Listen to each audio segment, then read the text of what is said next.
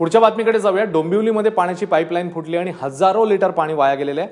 डोंबिवलीतल्या खंबाळपाड्यापासून सावित्रीबाई नाट्यगृहापर्यंत ही pipeline जाते।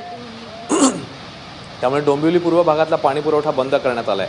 निनाद करमरकर आपल्या सोबत आहे। निनाद, किती वाजताची ही घटना आणि आताची काय स्थिती आहे?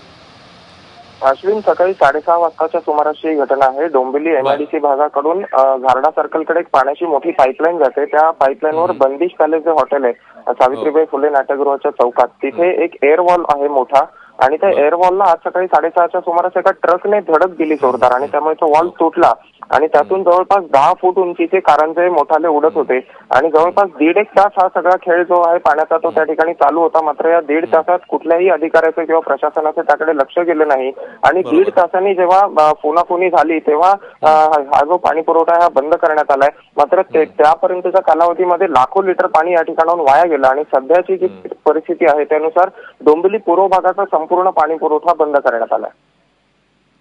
निनाद, साधारण किती वेळ लागू शकतो पाईपलाईन पूर्णवत व्हायला आणि साधारण काय अंदाज देण्यात आला या संदर्भातला? अश्विन, सध्या काम हाती घेण्यात आलेले या ठिकाणी जो वॉल तुटला होता त्याची दुरुस्ती करण्याचं किती वेळ लागेल याबाबत निश्चित माहिती अजून महापालिकेच्या वतीने देण्यात आलेली नाहीये। मात्र दुपारपर्यंत साधारण हे काम पूर्ण होईल अशी शक्यता आहे।